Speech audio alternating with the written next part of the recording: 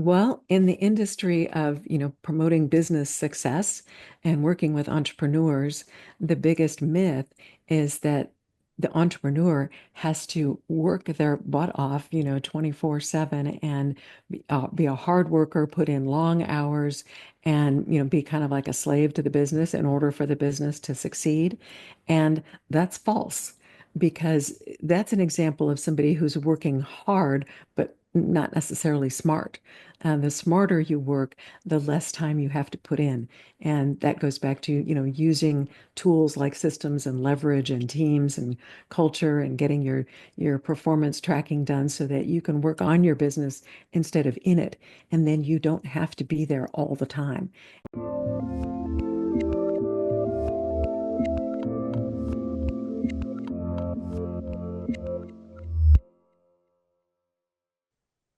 Hey everyone, this is Devin Miller here with another episode of The Inventive Expert. I'm your host, Devin Miller, the serial entrepreneur that's grown several startups into 7 and 8 figure businesses, as well as the founder and CEO of Miller IP Law, where he helps startups and small businesses with their patents and trademarks. If you ever need help with yours, just go to strategymeeting.com, grab some time with us to chat, and we are always here to help. Now, today we've got another great guest, Raul West. And Raul, we're going to be talking about a few things, primarily focused on how to go about using systems within your business, and also talking a little bit about data tracking and how you use that to measure performance. Touch on as well about building some teams, as well as being being purposeful on company cultures. So that should be some great areas of discussion and some good expertise to learn from. And with that much as an introduction, welcome on the podcast, Raul. Thanks, Devin. It's a pleasure to be here and Absolutely. excited to talk to your audience today. Hey, excited to have you on. Well, I just gave kind of the quick overview on some of the topics that we're gonna hit on. Kind of before we dive into the topics at hand, for those that haven't caught your inventive journey episode, and for the audience, it's a quick reminder. So Raul was on our sister podcast, Inventive Journey. So if you want to go hear her full journey, definitely go out and check her episode there. But for those that haven't had a chance to catch that episode, just take a minute or two and introduce yourself a bit to the audience. Okay. Well, I've been an entrepreneur for over 4 decades, and it started in Anchorage, Alaska, back in the early 1980s. Opened a tiny business, marketing consulting, and soon thereafter met my husband and joined him in a business that he started, and we operated charter air service between Anchorage and Honolulu primarily, and sold package tours to Hawaii to Alaskans who needed to get out of the snow and cold to the sun, sand, and surf. So we built that business to 8 digits in annual revenue and then sold it to Alaska Airlines in 2008. Since then, we've pivoted into other industries, buying and leasing small cruise ships, investing in multifamily syndications across 5 states in the US, and just continue to build businesses and stay busy while living the life of our dreams. Well, sounds like a great journey, and definitely glad life has treated you well. So now with that, kind of as a great introduction, taking kind of the topics at hand. One of the things I think that at a fundamental level, everybody always understands and yet sometimes struggles to implement is getting systems within their business. So in other words, hey, we realize, hey, having something organized, having a process and a method and ways of going about doing things at a high level makes sense, and will set you up for success. But oftentimes, kind of as you get into the implementation of actually putting pen to paper, so to speak, or getting those systems in place, people oftentimes either get busy or putting out fires, or you're really not sure kind of how you go about building out those systems in order to to best leverage the talent you have and the business, or make sure to assist your business. So kind of as you take the idea of putting systems in place for your business in order to make it more successful, more efficient, and otherwise even set it up better, kind of what is the way that you might go about setting up systems for your business? Kind of what does that look like or entail? Oh, well, it's a process for sure. And depending on where you are in your business journey at this point, it starts with taking an assessment of what you're doing right now. What systems do you have in place? And I'm sure most of us have some kind of systems in place. And taking a look at what it is that is on your plate as the business owner. And if you're the operator as well as the owner, you need to really look at what it is that's on your plate that maybe should be on somebody else's plate and develop some systems to relieve yourself of those extra duties to free you up to spend more time growing the business.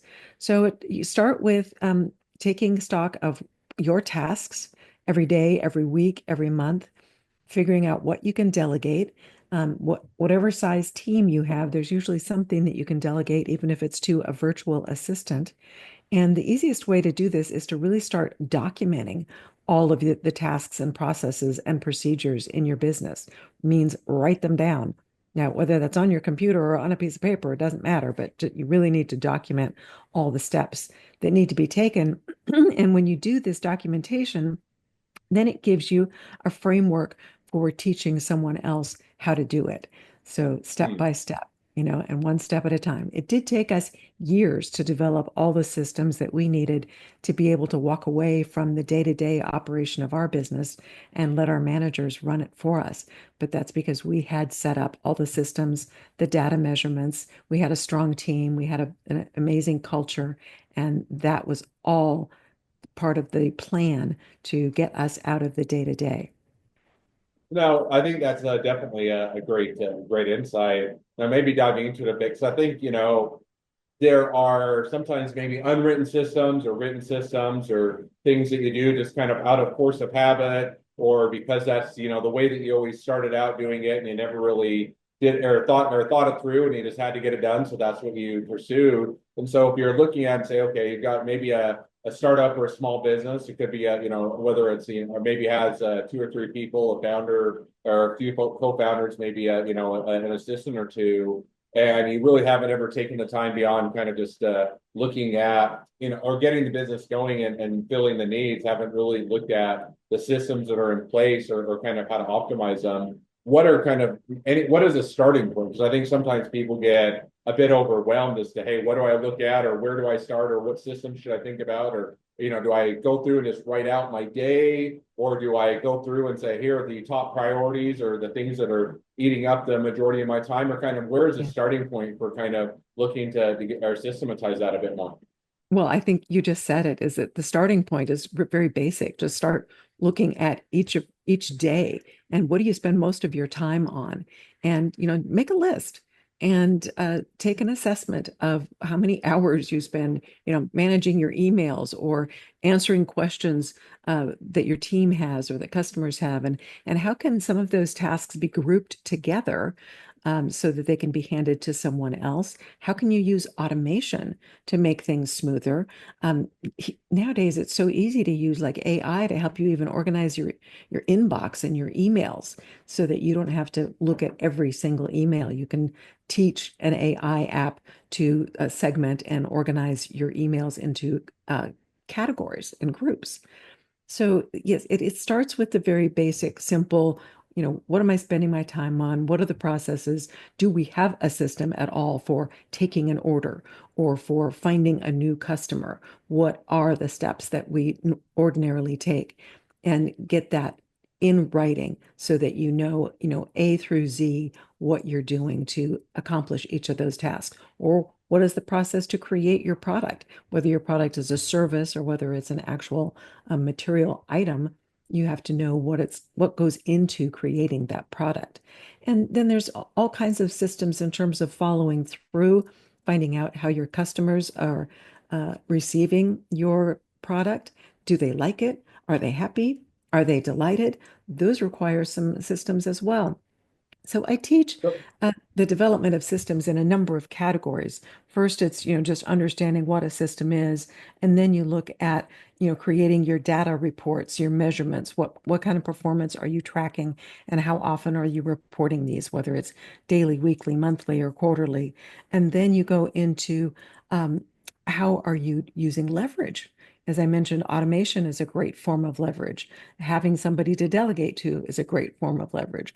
Outsourcing some of your work. Do you have a bookkeeper that can do a lot of those minute Well, tasks well, for you? before we get too far ahead, or Okay. unpack it just a bit more. So let's say, okay, I take the idea, I need to sit down, write out the systems that I do, or maybe I'll start by, hey, let's write out the day. What are my typical tasks? How do I go about doing each of those tasks? And so I identify, okay, these are the places where I spend the predominance of my time. Here's kind of how I or do each of those tasks.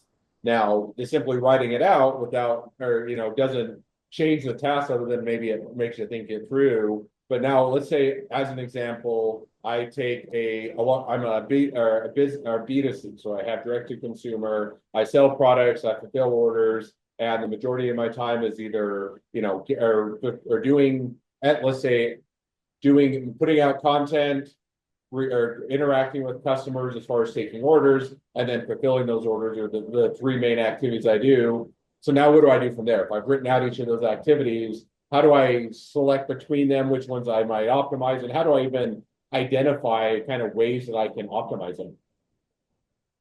Well, I think you start with looking at what could be easily taught to someone else. What are you doing that one of your other team members or someone that you might hire as a part-time or executive assistant or virtual assistant, what can they do? What kind of follow-up? If you're talking about getting customers, there's probably a lot of steps in terms of following up and going back and forth with the customers. How can you sort of structure that so that there's a system around it? Like, okay, there's a step one of initial contact with the customer. Step two is the second follow-up. Step three is, another, coming back to them, circling back. How are we doing? Do you need more information? And you create a step by step. Now, some programs actually automate this for you, and you can actually create a series of emails that you can push a button and, those things go automatically to the people in your CRM, which is another way of managing your customer database. So you have to be able to group things together. Let me give you a concrete example. The other day in my business, I felt like I was overwhelmed with the number of follow-ups that I needed to do to circle back to people that I was connected with on social media, and it seemed a bit overwhelming. And so I thought, I need to deploy some of the tips that I teach. And so I created a spreadsheet and listed all the follow-ups, listed how the contact was made, what they were interested in, and what steps were needed to be taken as a follow-up. Do they need some additional information? Do we need to check back with them in 2 weeks? And put that all on a spreadsheet and then gave that to my virtual assistant so that she could follow through and help me make those follow-ups. And it really got that off of my plate. It was tremendous. So just that's an example of what you can do to systematize each aspect of your business. Another thing you mentioned, content creation. Well, grouping all your content creation together so that you're doing it all at once and then scheduling it out in advance is a way to create a system so that it's not constantly, a day-to-day pressure. You decide when you're going to do that, and then you create chunks of time that you spend on specific activities. Does that help? No, definitely, makes sense. So now maybe this is a follow-up to that because I think that's a helpful example. So let's say, okay, I'll call it the low-hanging fruit. In other words, hey, here are the activities that are the easiest to hand off or otherwise other people can do or engage in. So I say, okay, as an example, responding to customer support emails, the vast majority of them that can probably be done by a virtual assistant. I might have to, if it's a more technical one or an abnormal one, I might have to step in, but they can flag that or send it along to me. So I offload that and I say, okay, customer service, I'm going to have a virtual assistant, bring somebody on, checkbox done. Now I get to the less than easy, ones, the handoffs. In other words, hey, these are more involved. They take longer to train someone on. It's more intricate. It takes more experience, more skills. Now, how do you kind of start to just continue to prioritize, hey, from most to the easiest to the least easiest. I just go through one by one and see do each system and then just go from easiest to hardest, Or is there a point where you say, okay, I've systematized this enough and I'll focus on other aspects of the business? Or kind of how do you, at what point do you, how do you balance that, I guess, is what I'm trying to hit on. Well, each person is going to find their own balance, but I think the main thing is identifying the things that really need your expertise. And as you mentioned, certain customer support issues, they need your expertise. So you need to be able to step in and lend your hand to those issues. But for the most part, if it's like an 80-20 rule, where 80% of the time the answers are kind of standard answers, they're uh, same thing that gets repeated over and over again, those are the easiest to hand off to someone else. So that's where you start. And then as you grow, your team will grow, and then you can hand off more and more complex tasks. Like, for example, as our team grew, we had a whole department that handled the marketing and the advertising. And then I just needed to set up guidelines as to what we were going to do budget wise and what our message was. And so there was a whole program around marketing and advertising. Then we needed to document the decision making. At one point, the team asked me, "How do you know when it's time to spend more money on advertising?" And I had to think about it like, well, I don't know. I just know because that was just internal knowledge for me. So I had to extrapolate that out of my mind and finally figured out that I was watching the data, our incoming sales data. And when we had a trend, like say 3 days in a row, where there was a downward trend in sales calls coming in, that meant we needed to advertise more. So you then document that as, okay, that's the decision-making criteria, hand that off to the marketing team, then they can go forward and make that decision whether you're there or not. So it's going to be a step by step, each individual business, each individual leader is going to have their own path for this. And the idea is to keep focusing on, is there's a way that I can step back and do more working on my business instead of in it? And what can I set up in the way of procedures and guidelines, um, procedure manuals, uh, customer service manuals? What are the policies that we have for handling customer issues? And you put those all in writing, then other people can follow through. You don't have to step in quite as often. Gotcha. No, I think that makes sense. Now you'd hit on kind of one of the other areas that I think is oftentimes can be a struggle for businesses, which is data tracking and in order to measure performance. Now you said kind of, there's some data you were looking at as to how you make this, make decisions on increase or decrease or adjusting the marketing spend and some of the other budgetary items. But let's say, a lot of times I think people get into it. If you're maybe an engineer, a techie nerd or something, you may find the data interesting and you'll get into it right away and you'll, dive in both feet and get that set up on the front end. But for the vast majority, especially if you're not a overly technical person, you don't look at the data or you don't know how to set it up or how to measure it or what to look for. So if you're taking more of that latter person to where they really just, haven't done a lot of data analytics or data tracking and haven't looked at it for performance, how do you go about even tackling that or thinking about it, as you're trying to build that into your business or utilize that information or that information? Okay, the easiest place to start is with your finances, tracking your sales, what money is coming in, what money is going out, making sure that you have a bookkeeper that is producing at least monthly reports so that you know exactly your overhead costs, some of your fixed costs, and your variable costs. And these are all easily tracked in accounting software like QuickBooks, for example. Um, and make sure that you look at these reports. Also, make sure that you're looking at the right numbers on the reports. I made the mistake early in my career of focusing on the top line, just the revenue. And I didn't realize that I needed to focus on the bottom line and make sure that there was net profit. So, controlling your expenses to make sure that there's money left over. When you subtract your expenses from your revenue, that's pretty important to make sure that your company thrives. So start with the finances, make sure you've got that nailed down, and then track things like if you're on social media, you would start tracking the interaction that you get. And of course, Facebook, LinkedIn, these platforms, all of them have analytics that you can use that you don't have to create the measurements. They're usually there for you, but you do have to pull the reports off of those platforms and make sure that you're paying attention to them and watching, are our statistics growing or are they shrinking? And what activities do we do that cause the trend to go up, which is what we want. So those are some really simple, basic ways to start measuring and tracking your performance. You can get a lot more complicated by looking into customer acquisition cost. I mean, figuring out, okay, how much did I have to spend to get each customer that came through the door, and what is the value of any customer for the lifetime of their association with my business? And those are all interesting metrics, but that's a little bit more sophisticated. And so start with the basics and then get more sophisticated as you grow.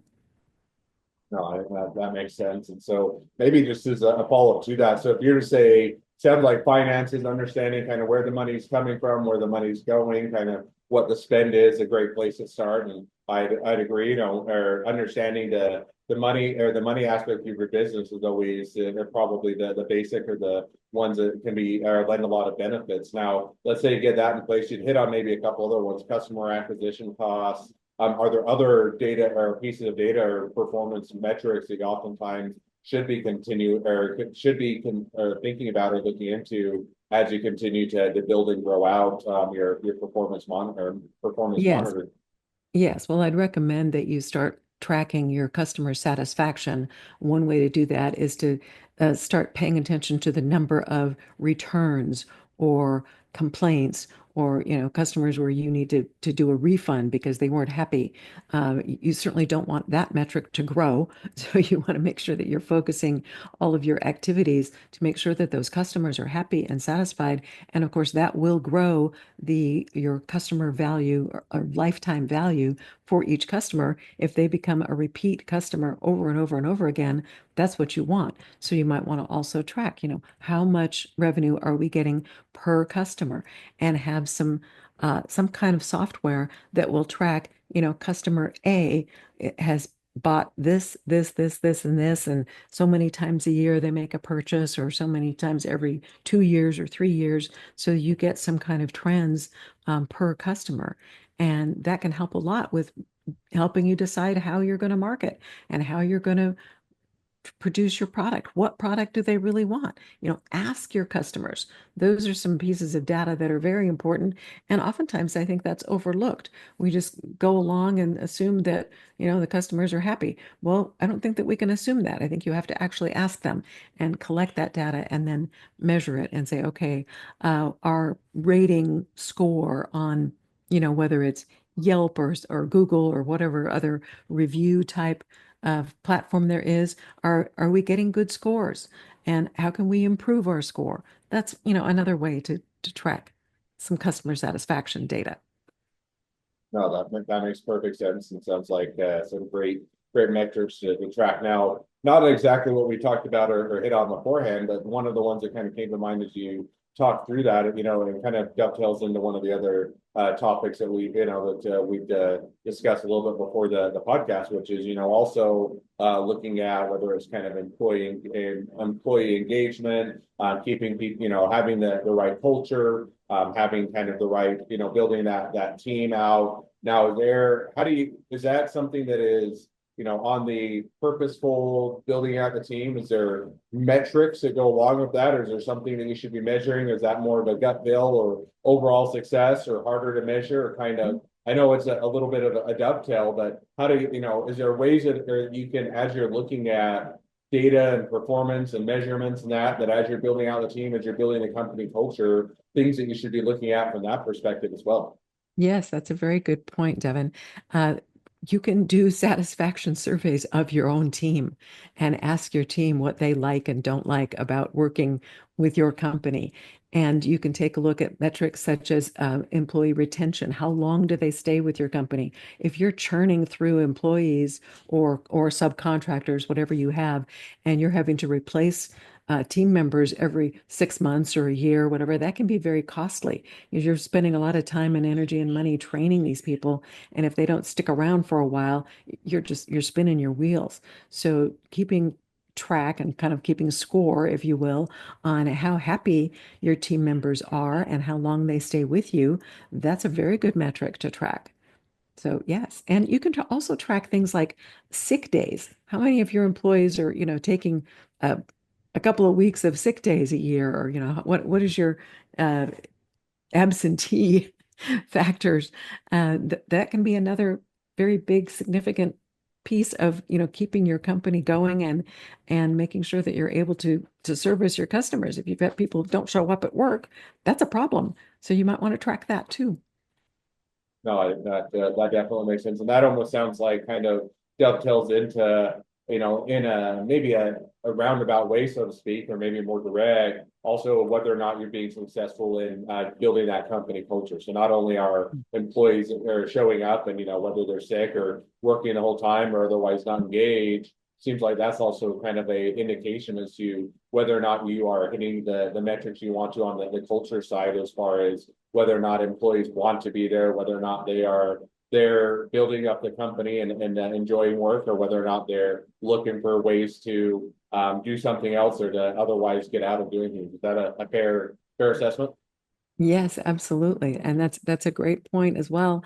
Part of your culture, an important part of your culture is making sure that you have a team that's aligned with your goals. And the more the team is aligned with your goals, and the more they feel like when the company wins, they win too, the better off the whole morale and environment of the company will be. And we always like to reward our employees when the company did well, and they got very excited about it because we shared with them, these are the targets and this is what we're going to get if we all make this target, and we're going to celebrate. And those kinds of things really add a lot to that engagement that you were mentioning, and keep the employees excited and working towards the overall success of the company and pleasing the customers. All of that is very tied together. And the more buy-in you have from all of your team to those broader goals, the better your company is going to be. No, I think that's definitely some great insight in the areas for people to work on and otherwise focus. So, well, it feels like we've only scratched the surface, and plenty of additional areas that would be fun to get drilled on. Maybe we'll have to have you back on for another episode or one of our sister podcasts. But at least for today, kind of as we do wrap things up a bit, I always like to wrap up each episode with the same questions. So we'll jump to those now, or the same questions. So we'll jump to that now, which is, if you're to take kind of within your industry, what is the biggest myth and why is it wrong? Okay. Well, in the industry of, promoting business success and working with entrepreneurs, the biggest myth is that the entrepreneur has to work their butt off, 24/7, and be a hard worker, put in long hours, and, be kind of like a slave to the business in order for the business to succeed. And that's false, because that's an example of somebody who's working hard, but not necessarily smart. The smarter you work, the less time you have to put in. And that goes back to, using tools like systems and leverage and teams and culture, and getting your performance tracking done so that you can work on your business instead of in it. And then you don't have to be there all the time. And in fact, that was our goal with our business, was to get ourselves out of that. And we successfully did that and went off and, like right now, we're in our home in Maui, and that's our second home. And then we travel the world a lot. But you have to, you know, make sure that you have all of those principles in place and working for you so that you don't have to be a slave to your business. No, I think that's a great, it was an easy, it's definitely a great takeaway, and yet it's an easy kind of, I'll say, trap to fall into, so to speak, which is oftentimes, you get into a business, because you want the freedom, you want to be able to focus on the things that you enjoy, you want to do it differently than maybe what you're doing, or, a number of reasons. And yet oftentimes as you're getting into that, you almost become a slave to the business, so to speak, where now you're letting the business, kind of naturally push you in the directions or do what needs to be done. And, you're find yourself almost back into the things that you don't enjoy as opposed to focusing on the Mhm. areas or the reasons why you got into the business initially. So I think that's definitely an easy Right. myth to buy into, but a great one to dispel. Yeah, because you've lost your freedom once you let the business own you. Absolutely. Well, now Yeah. as we kind of wrap towards the end of the episode, if people want to reach out to you, they want to be a customer, they want to be a client, they want to be an employee, they want to be an investor, they want to be your next best friend, any or all of the above, what's the best way to reach out to you, contact you, find out more? Well, I would love it if everyone would reach out to me via my website, which is www.ralwest.com, and that's RALWEST.com. There's lots more information about my career history, information about an online course that I created for entrepreneurs, and a free webinar that gives you a lot of information, more in-depth information about some of the things that we were talking about today. And it's all there on the website. Just fill out a form and we'll send you the webinar for you to look at whenever you want. Awesome. Well, I definitely encourage people to reach out, expand their network, make a new connection. If nothing else, make a new best friend. So with Yep. that, thank you again, Ralph, for coming on the podcast. It's been a fun. It's been a pleasure. Now, for all of you that are listeners are out there, if you have your own journey to share and you'd like to be a guest on the podcast, we'd love to have you. So go to inventiveunicorn.com, apply to be on the show. A couple more things as listeners. Make sure to click share, subscribe, leave us a review. Helps us to reach even more startups and small businesses to help them along their journey to success. Along that note, if along your journey you ever need help with patents or trademarks or anything else with your startup, your small business, just go to strategymeeting.com, grab some time with us to chat, and we are always here to help. Well, thank you again, Ralph, for coming on the podcast and wish the next leg of your journey even better than the last. Thank you, Devin. Appreciate the opportunity. Happy New Year.